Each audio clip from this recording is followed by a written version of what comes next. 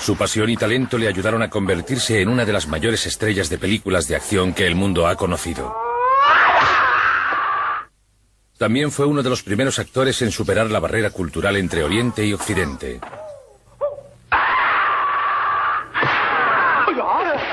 Sin embargo, la vida personal de Bruce Lee resultó ser mucho más dramática e intensa que cualquier filme. Además, aunque su estilo ha sido muy imitado, la marca indeleble que dejó hace más de 3 décadas jamás ha sido igualada. El 27 de noviembre de 1940, en el año y el día del dragón, nació en San Francisco, California, el niño que sería conocido como Bruce Lee. En el zodiaco chino, el dragón es una criatura mítica. Tiene un fiero temperamento y una fuerza tremenda. Es rápido, es esquivo. Es puro exotismo. Encaja a la perfección con lo que era Bruce Lee. Su padre, Lee Hoi-chuen, era un famoso actor de cine y teatro que había trabajado para la compañía de la ópera cantonesa. Su madre, Grace, de origen chino-alemán, era una mujer tradicional cuya naturaleza supersticiosa hizo que temiera por la seguridad de su hijo. Como su madre había perdido a un varón, pensaban que era cosa del oráculo. Por eso lo llamó Sai Fong, que significa pequeño fénix, y es un nombre femenino, con la esperanza de que los espíritus pensasen que era una niña y lo dejasen vivir. Sin embargo, en el hospital una enfermera lo bautizó como Bruce. En 1941, mientras la guerra en Europa amenazaba con llegar al Pacífico Sur, Lee regresó con Bruce y su familia a Hong Kong. Aunque Hong Kong sufría las consecuencias de la Segunda Guerra Mundial y la invasión japonesa, Lee logró encontrar trabajo como actor. El padre de Bruce tenía una prometedora carrera y a menudo se llevaba a su hijo al decorado.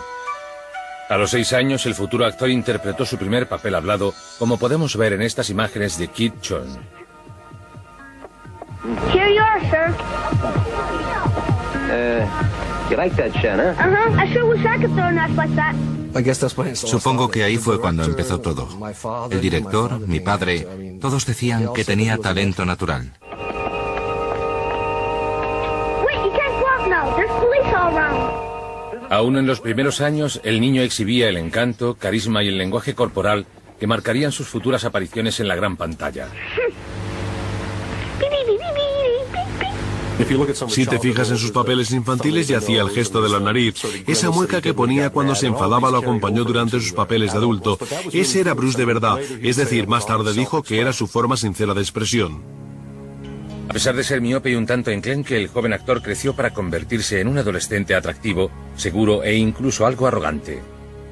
Además de actuar, Bruce amaba la danza y ganó el primer premio de un concurso de cha-cha-cha en Hong Kong.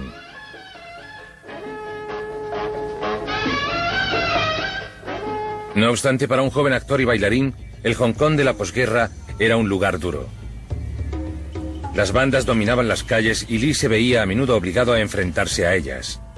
Sin embargo, a Bruce le gustaban los retos y no dudaba en encararse a sus adversarios. Recuerdo que cuando Bruce tenía unos 14 años, siempre le gustó luchar.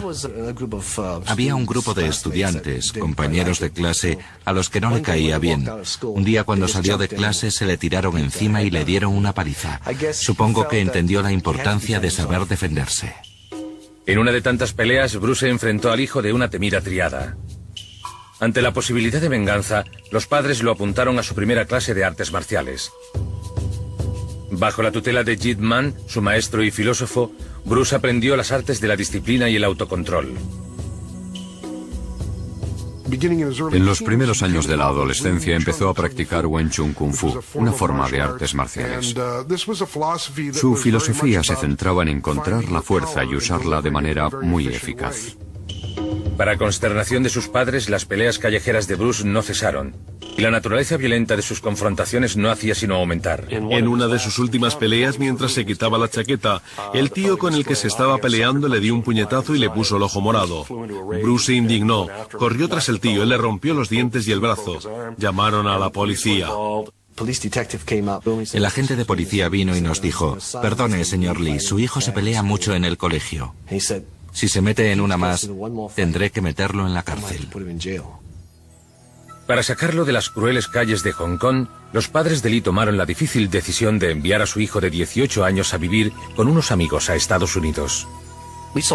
Nos despedimos de él. Mi padre era un hombre chapado a la antigua. Jamás abrazaba a nadie.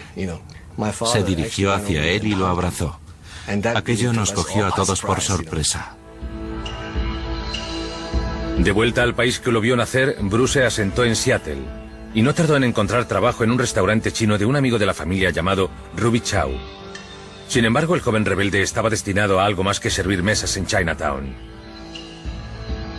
Entró en la Universidad de Washington y empezó a estudiar filosofía. Combinaba sus estudios con las artes marciales y cultivó su faceta de maestro. Sus amigos y compañeros de clase no tardaron en acudir a él para que les diera clases. Cuando empezó no le cobraba nada a nadie. Jamás lo hubiera hecho. Empezó a sentirse frustrado. Al final le dijimos: Bruce, ¿por qué no abres una escuela? Te pagamos y así puedes establecerte por tu cuenta. En 1963, cuando aún estaba en la universidad, Bruce abrió el instituto Hun Fan Kung Fu. Al poco tiempo, las intenciones del instructor empezaron a centrarse en una estudiante muy especial, una antigua animadora llamada Linda Emery. Un día estábamos en el campus de la Universidad de Washington y dijo: vale, Linda, ahora tú. Y me enseñó cómo hacerlo. Lo tiré al césped y empezamos a reírnos. Me dijo: vamos a cenar a la aguja espacial. Le pregunté: ¿todos? Y me dijo: no, solo tú y yo. Y fue maravilloso. Fue nuestra primera cita el 25 de octubre de 1963. La relación se fue consolidando. Sin embargo, la madre de Linda no estaba muy contenta con la elección de su hija. En los años 60 las parejas interraciales no estaban muy bien vistas, y la señora Emery dudaba de que el joven estudiante de filosofía pudiera ofrecerle una vida estable a su hija. Decidido a demostrarle lo equivocada que estaba, Bruce trabajó aún más para abrir su propia cadena de escuelas de artes marciales. El 17 de agosto de 1964, Bruce y su antigua alumna Linda se casaron.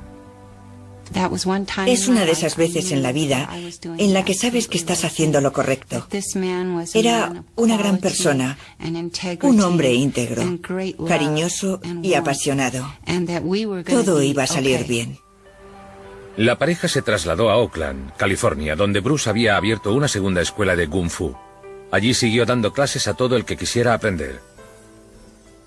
No ponía barreras al color ni a nada de eso. Decía: si tu corazón es puro, te daré clases. Fue uno de los primeros en enseñar los verdaderos secretos de las artes marciales a estadounidenses y no orientales. Muchos asiáticos pensaban que era una práctica corrupta que no estaba bien. A los pocos meses de abrir su nueva escuela, Lee se enfrentó a un grupo de maestros de artes marciales hostiles. Le dieron un ultimátum. Le dijeron que si no dejaba de dar clase a los caucásicos se iba a tener que enfrentar a su superior. Le dijeron lo peor que le podían haber dicho, porque a Bruce le encantaban los retos y no iba a dejar que nadie le dijera lo que tenía que hacer. Esa noche la pelea duró 3 minutos. Bruce lo redujo, lo tiró al suelo y obligó al hombre a decir en chino: me rindo, me rindo. Sin embargo, ganar la pelea no era suficiente. Bruce tenía la sensación de que debía de haberlo ganado en segundos, no en minutos, y empezó a trabajar en una nueva técnica que revolucionaría las artes marciales. Primero Lee se centró en analizar el arte del combate. Descubrió verdades muy profundas, como que cambia constantemente. La lucha no es dimensional, sino multidimensional. Be formless, shapeless, like water. Now you put water into a cup. It becomes the cup. You put water into a bottle, it becomes the bottle. You put it in a teapot, it becomes the teapot. Now water can flow or it can crash. Be water, my friend. Lee esperaba que las artes marciales superasen el racismo y uniera las culturas oriental y occidental. Cuando lo invitaron a participar en el campeonato de karate de Ed Parker en Long Beach, California, sorprendió al público con el golpe de puño de 1 pulgada. Cerraba el puño y daba un golpe a menos de 3 centímetros de distancia. Durante ese mínimo espacio de tiempo, centraba todo el peso de su cuerpo en el punto de impacto. Dijo, voy a enseñarte una cosa. Se giró hacia Tom, mi profesor, que era cinturón negro de Parker, y le dio un saco. Recorrió la distancia equivalente a una piscina y aterrizó en un parterre. Me quedé impresionado, por decirlo de algún modo. A pesar de su creciente reputación en el campo de las artes marciales, Bruce Lee estaba frustrado. Seguía luchando porque las cosas salieran bien. Las escuelas no daban mucho dinero y el futuro se presentaba incierto. Lo que ignoraba es que la fama lo esperaba a la vuelta de la esquina. El 1 de febrero de 1965, Bruce y Linda celebraron el nacimiento de su primer hijo, Brandon Bruce Lee. La mayor alegría de Bruce eran sus hijos. Quería tener un niño porque en la cultura china es muy importante tener un heredero varón. Quería muchísimo a su hijo. Presumía de que era el único chino rubio y de ojos azules del mundo. Una semana después del nacimiento de Brandon, Bruce recibió la triste noticia de que su padre, Lee Hor-chuen, había muerto en Hong Kong. Tras volar a casa para ir al funeral, Lee regresó a Estados Unidos más decidido que nunca a hacer que su familia se sintiera orgullosa de él. Se concentró en perfeccionar el estilo de las artes marciales, al que llamaría Jeet Kune Do o cómo interceptar el puño. Nos dijo que el Jeet Kune Do aúna varios conceptos, filosofías y estrategias que puedes aplicar en distintas situaciones. Es como un abrigo, no todo el mundo puede llevar un abrigo de la talla 42, tienen que hacértelo a medida. Pensaba que podía sacar lo mejor de varias disciplinas. Un poco de aquí, un poco de allá, un poco de boxeo, de lucha, de artes marciales, de toda clase de actividades físicas e incorporarlas en una sola filosofía. Ultimately, martial art means honestly expressing yourself. I mean, it is easy for me to put on a show and be cocky, so I can show you some really fancy movement. But to express oneself honestly, not lying to oneself, and to express myself honestly, not that, my friend, is very hard to do. Mientras Bruce dedicaba toda su energía a las artes marciales, el veterano productor de televisión William Dozier buscaba a un actor asiático para protagonizar una nueva serie de televisión basada en los clásicos misterios de Charlie Chan. Un amigo de Dozier, el estilista de Hollywood Jay Severin, vio actuar a Lee en el torneo de Ed Parker y se lo recomendó con entusiasmo. Dijo, escucha, tengo al chico que busca, se llama Bruce Lee, es un hombre atractivo con mucho carisma, voy a llamar a ver si consigo algunas imágenes, y eso hizo. En cuanto Dozier vio las imágenes, supo que tenía su hombre. Now, Bruce, just look right into the camera lens right here and tell us your name, your age, and where you were born. My last name is Lee, Bruce Lee. I was born in San Francisco in 1940. I'm 24 right now. And you worked in motion pictures in Hong Kong? Yes, since I was around 6 years old. And when did you leave Hong Kong? 1959, when I was 18. I see. Now look over to me, Bruce, as we talk. I understand you just had a baby boy? Yeah. And you've lost a little sleep over it, have you? 3 nights. En 1965, Dozier encargó una prueba de cámara de Bruce en los estudios de 20th Century Fox. There is the finger jab. There is the punch, there is the back fist, and then low. Of course, then they use leg, straight at the groin, or come up. Or, if I can back up a little bit, they start back from here, and then come back. All right. It's kind of worried. Desafortunadamente para Bruce, Dozier estaba muy ocupado con la preparación de su próxima serie, Batman. Charlie Chan's Number One Son fue abandonada. Sin embargo, Dozier le prometió a Bruce que lo tendría en cuenta para su siguiente proyecto, basado en el programa de radio de los años 30, El Avispón Verde. Querían que Bruce interpretase el papel de Kato, pero no se lo ofrecieron hasta el año siguiente porque querían asegurarse de que Batman funcionaba. Así que allí estábamos nosotros en Los Ángeles y Bruce sin trabajo. Bruce Lee no tuvo que esperar mucho. Batman se convirtió en un fenómeno nacional.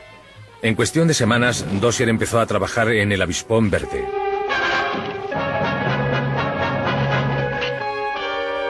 No need for panic, Mr. Smith. After all, we're both on the same side of the law. Just cut us in on your racket. That's all we are after. Racket? It's getting late, boss. If we're going to be partners, Mr. Smith, we mustn't keep secrets from one another. Everything on a table where we can all see it. Admirados por la presencia en cámara de Lee y por su interpretación, los ejecutivos de la ABC aceptaron la propuesta de Lee para el papel de Cato, el chofer que luchaba contra el crimen. And now, to protect the rights and lives of decent citizens, rides the Green Hornet.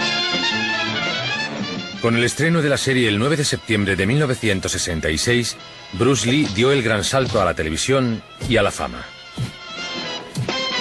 Pasó de ser instructor de artes marciales a alguien que todo el mundo veía por televisión en Estados Unidos.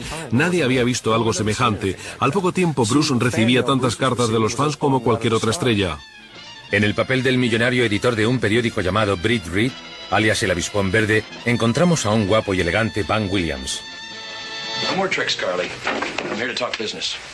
Lo que más me impresionó fue su intensidad. Era muy enérgico. You know, if we ever meet up with that masked Kung Fu man again, I want him. Al tiempo que era un caballero muy agradable. Desde el primer momento, Bruce y yo entablamos una gran amistad. Después de varios años de inseguridad financiera, Bruce trabaja en una serie de televisión. Y aunque su papel estaba supeditado al de Van Williams, estaba decidido a no interpretar a Cato como un subordinado. No quería palillos, ni coleta, ni reverencias, ni ninguna de esas cosas. Huía de la representación tradicional de los chinos. Su condición fue que no interpretaría ningún papel que degradase la cultura china. Bruce, todo un perfeccionista, se esforzó al máximo para que las escenas de lucha fueran lo más reales posible. Kung Fu is Kung Fu. It's not child's play. No tardó en entender que trabajar en televisión tenía sus limitaciones. Tuvimos que pedirle que fuera más despacio, porque en las pruebas descubrimos que se movía demasiado rápido para la velocidad de la película. La gente nunca llegó a saber lo rápido que era.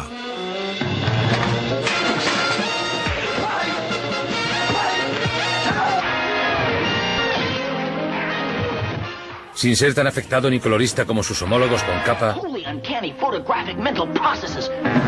El Avispón Verde y Cato no lograron conectar con el público.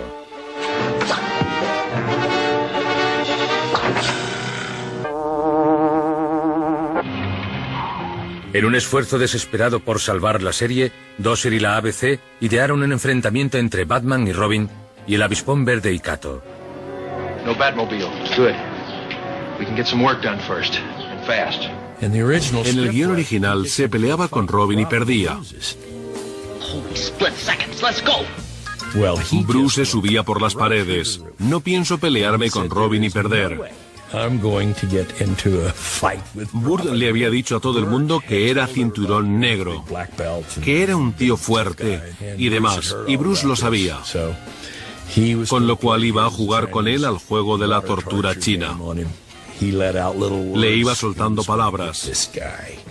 Iba a por él. Cuando entraba no le hablaba. Iba murmurando por ahí. Burr pensaba que iba a perder la paciencia y a cargárselo. Adam dijo que Burt Bard estaba muerto de miedo. Le asustaba que Bruce le diera una paliza. Al final, los productores terminaron la batalla con un empate para contentar a los fans de ambas series.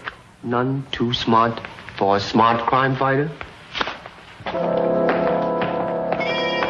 Are we just letting them go, Batman? Sin embargo, nada cambió. Retiraron El Avispón Verde cuando terminó la primera temporada. Sin duda fue un duro golpe para Bruce Lee. Pensaba que la serie tendría más éxito. Esperaba que fuera su trampolín, pero no fue así. Tras la cancelación de El Avispón Verde, el futuro volvía a presentarse incierto. A pesar de contar con una nueva legión de fans leales y los contactos que había hecho en la industria del entretenimiento, Bruce Lee se enfrentaba de nuevo a momentos de incertidumbre.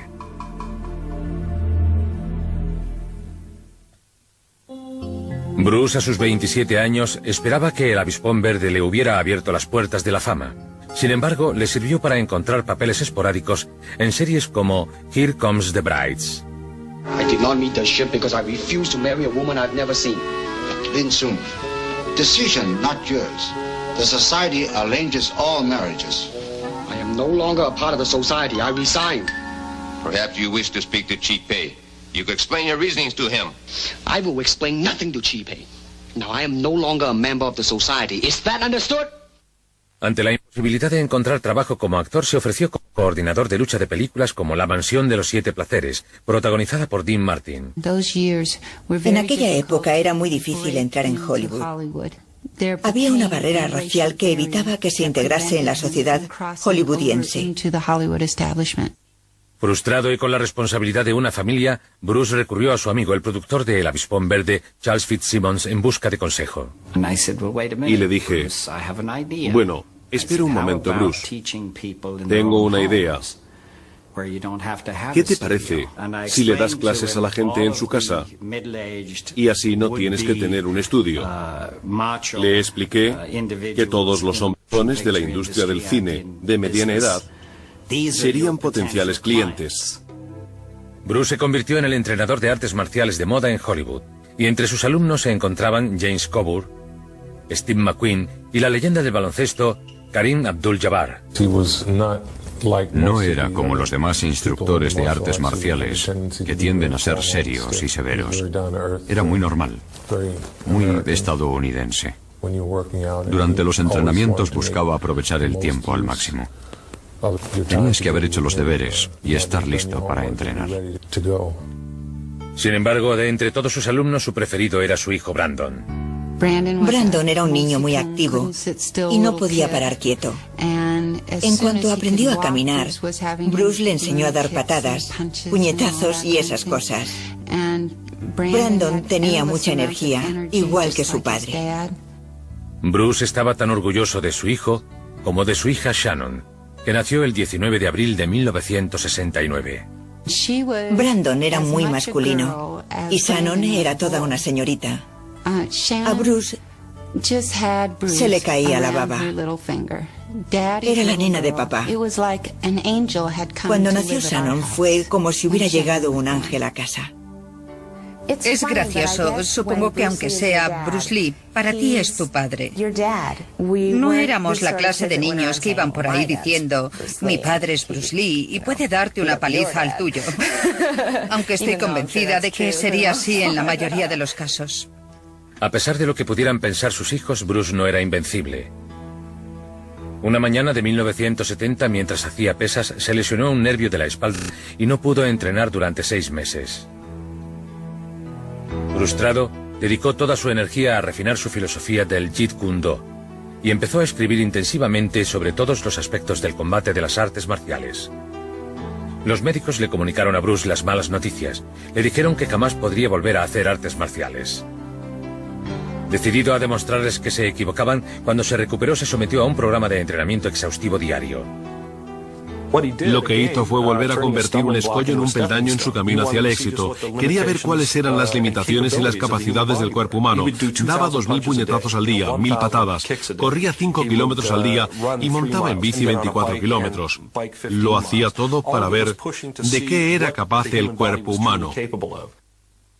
Deseoso de recuperar su carrera interpretativa, Bruce trabajó codo con el guionista Sterling Celifin y el actor James Coburn en una idea titulada The Silent Flute, la flauta silenciosa. Bruce tenía una idea para un guión que tituló Silent Flute.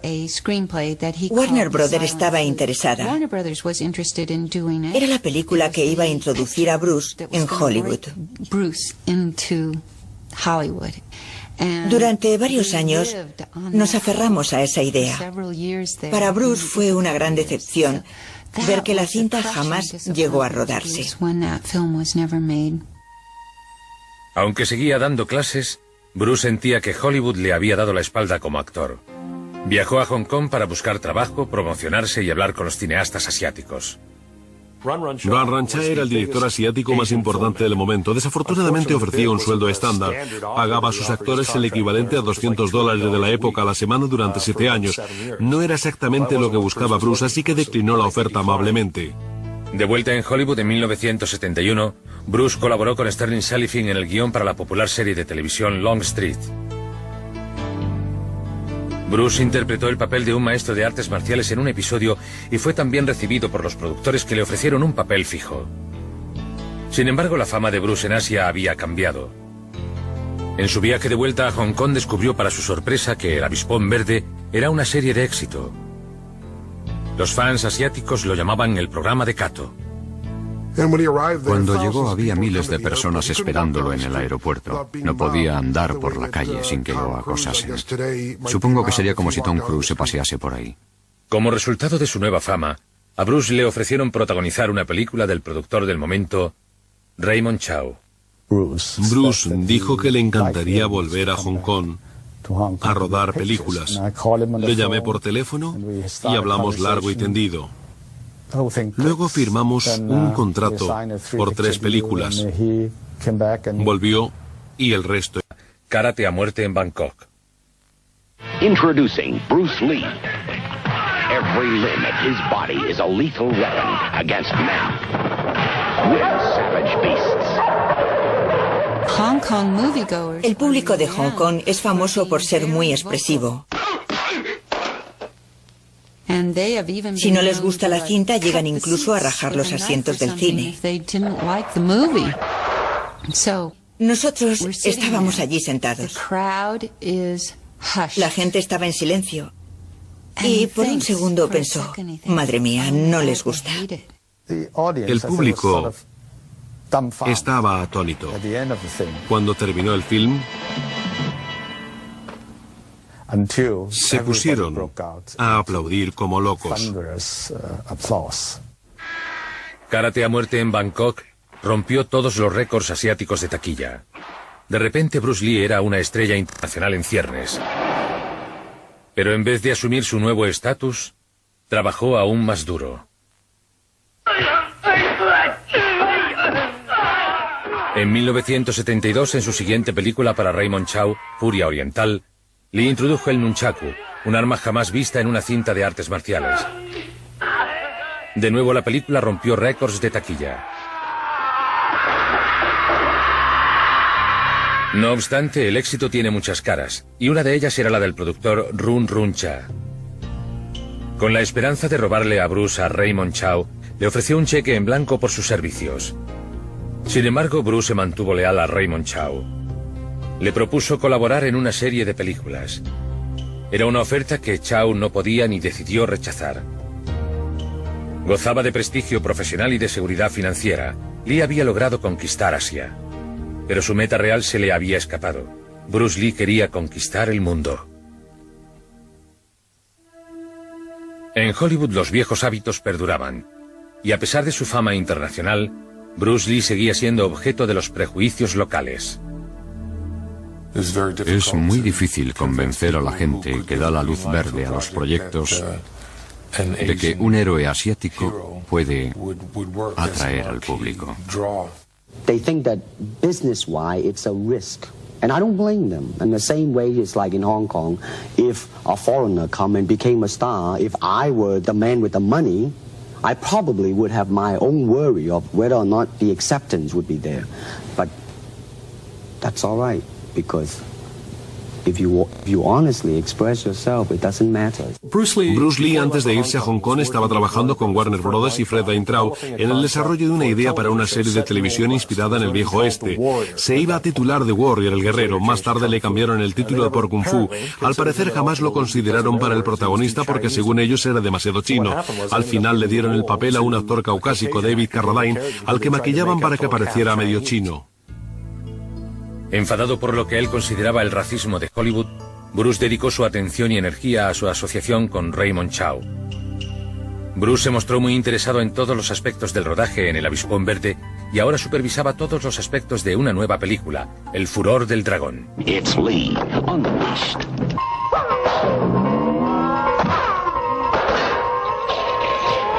Escribió el guión, la coreografió, la protagonizó, tocaba la percusión en la banda sonora, se ocupaba de todo y fue su debut como director. Bruce disponía del control creativo que deseaba y se aseguró de que su interpretación superase las expectativas del público.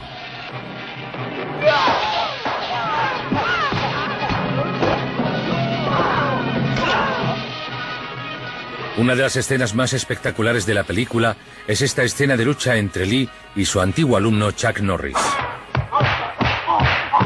Al principio de la escena, el personaje de Bruce Lee va perdiendo porque trabajaba de una forma muy rígida. El personaje de Chuck Norris también es rígido, aunque es más fuerte y grande. Bruce en ese momento cambia de táctica y empieza a saltar como Muhammad Ali o Sugar Ray Robinson en todas direcciones. Al final Bruce Lee se alza con la victoria. Bruce destaca la necesidad de mostrar la habilidad de adaptarse a cualquier situación que se le presente. El Furor del Dragón batió todos los récords de taquilla. A las semanas de su estreno, Bruce Lee estaba ocupado preparando las escenas de lucha de su siguiente película, Juego con la Muerte. En la cinta participaría su amigo y antiguo alumno Karim Abdul-Jabbar.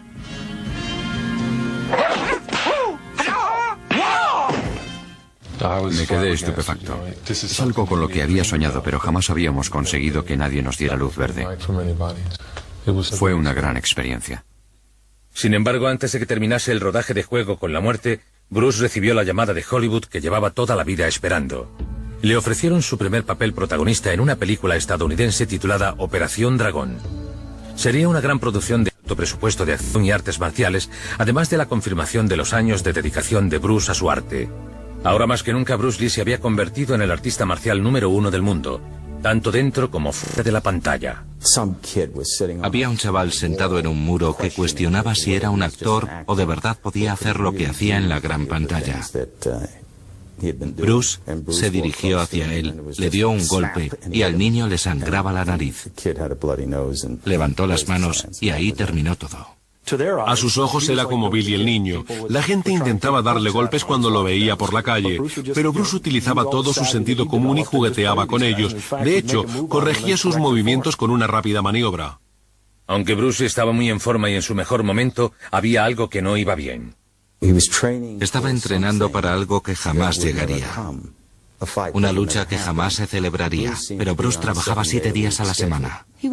Trabajaba muchísimo y lo sabía, pero si Operación Dragón triunfaba, podría elegir sus futuros proyectos, elaborar más las escenas, trabajar mejor. Así que estaba a punto de ver su sueño cumplido. El 10 de mayo de 1973, durante el montaje de Operación Dragón, en un estudio de Hong Kong, Bruce Lee se mareó y se desmayó. De camino al hospital, el estado del actor se fue agravando, aunque los médicos no supieron diagnosticar qué le pasaba. Después de realizarle una batería de pruebas, se recuperó lo suficiente para volver al trabajo. Tras completar Operación Dragón, retomó el Juego de la Muerte. Estaba trabajando con una actriz china que iba a participar en la película. Estaba en su casa y se quejó de que le dolía la cabeza.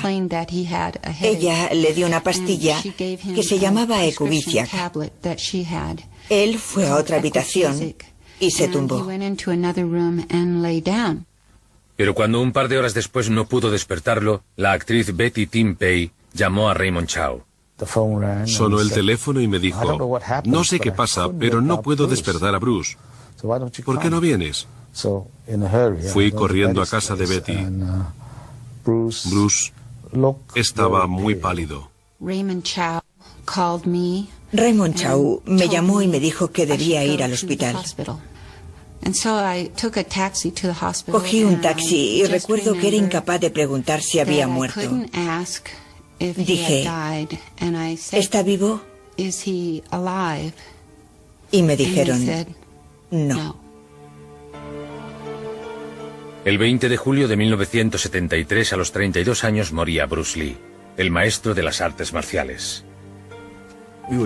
Estábamos consternados, yo no me lo podía creer. Mi madre estaba destrozada.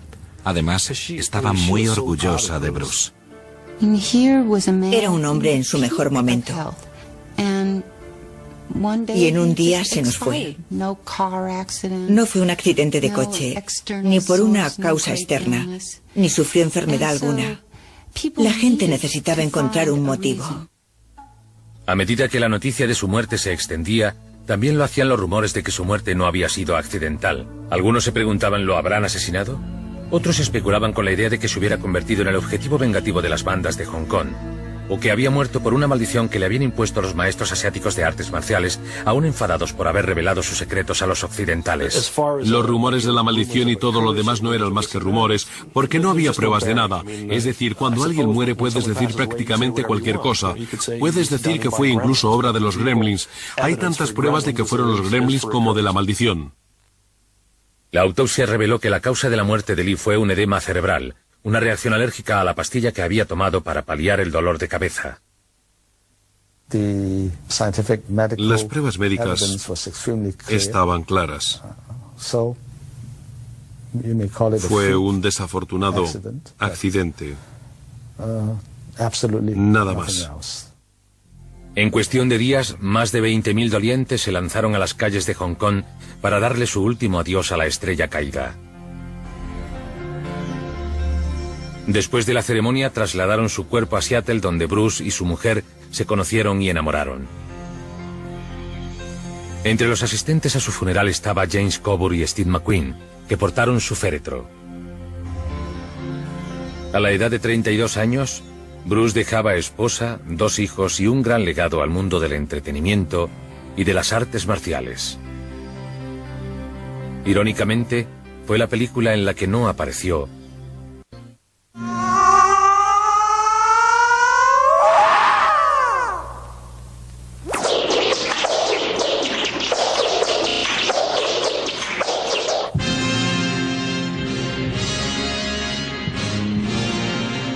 En un esfuerzo desesperado por salvar la última película de Bruce Lee, los productores contrataron a un actor que se le parecía y recurrieron a trucos de cámara que a veces resultaban ridículos. Cut! Okay, that's a print. That was great, Billy. Okay, everybody, get...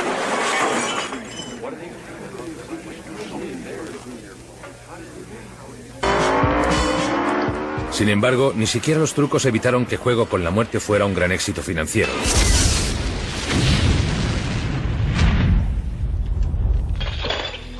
A lo largo de sus 5 películas, Bruce Lee logró redefinir el género de las cintas de acción y abrió las puertas a estrellas de las artes marciales como Jackie Chan, Chuck Norris, Steven Seagal y Jean-Claude Van Damme. Prácticamente todo el mundo que hace películas de acción practica karate, kickboxing o cualquier otra disciplina. Pero de todos los actores que se atrevieron a seguir las huellas de la desaparecida estrella, el único que parecía que podía lograrlo era el hijo de Bruce, Brandon. A weird question to me when people ask me about, following in my father's footsteps. Because if by that you mean doing really excellent films and doing the kind of work that my father did, doing that quality of work, that level of work, absolutely, absolutely that's what I want to do. But if you mean trying to imitate him in some way, trying to be a poor man's Bruce Lee, not at all.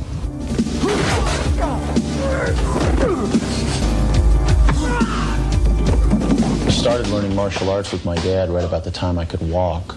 And we moved from Hong Kong to Los Angeles a lot when I was growing up as we were following my father's career around. And the thing is, I always think to myself, no matter what happens to me in my career, it's probably never going to get as weird as it already was. Tras haberse hecho un nombre por sí mismo a lo largo de una serie de películas modestas, el joven actor parecía preparado para dar el salto al estrellato en el thriller sobrenatural El Cuervo. El 31 de marzo de 1993, casi 20 años después de la muerte de su padre, Brandon Lee moría en el decorado por una pistola de fogueo. Al igual que sucedió con Juego con la Muerte, El Cuervo se terminó con dobles y efectos especiales. Por desgracia, las extrañas circunstancias que rodearon la muerte de Brandon Lee alimentaron aún más el mito de la maldición.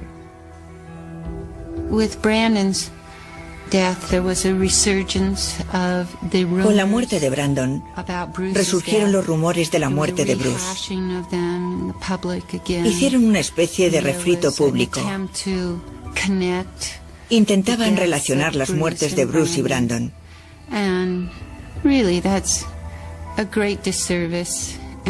Lo que no era más que un gran despropósito y una gran tragedia. Es absurdo atribuirlo a maldiciones, falsedades y rumores. La muerte de Brandon fue el resultado de la cadena de acontecimientos más desafortunados y extraños que se podían haber producido.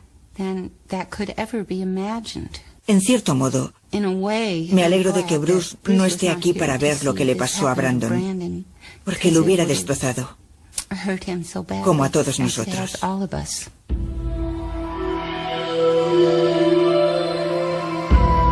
Para millones de personas en todo el mundo, el nombre de Bruce Lee brilla con más fuerza que nunca. Las revistas siguen publicando artículos sobre él. Tiene muchísimos clubes de fans y su filosofía de las artes marciales sigue atrayendo a muchísimos devotos seguidores. Desde mi punto de vista, lo más sorprendente es que Bruce Lee a sus 32 años fue increíblemente prolífico. Creó un nuevo género cinematográfico, una filosofía de autoayuda que es brillante, un nuevo arte marcial que la gente practica desde que murió. Lo más importante no es cómo murió Bruce Lee o que haya muerto, lo importante es que vivió. Para mí sigue vivo. Su espíritu vive en mí. Seguimos practicando su arte. Probablemente sea uno de los mejores amigos que se puede tener. Era leal. Una vez me dijo que si alguien venía a por mí, él me defendería. Eso es un amigo. La integridad con la que vivió Bruce, lo que creía que estaba bien, es un claro ejemplo de lo que hizo. Recuerdo que me dijo, vale, si desaparezco por cualquier motivo, no te dejes llevar por toda esa gente. Van a organizarme desfiles, y si me hacen eso, es que algo va mal. Era alguien a quien admirar y algo a lo que aspirar.